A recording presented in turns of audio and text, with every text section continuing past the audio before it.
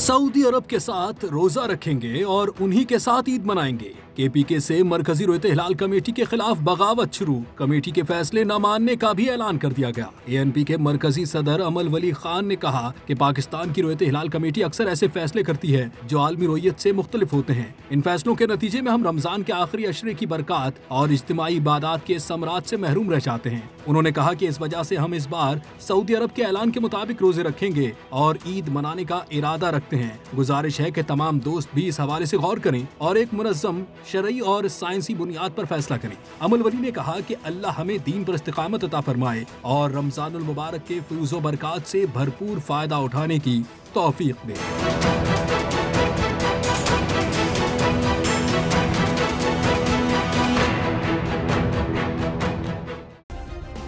Subscribe करें और bell दबाएं ताकि कोई खबर रह न जाए।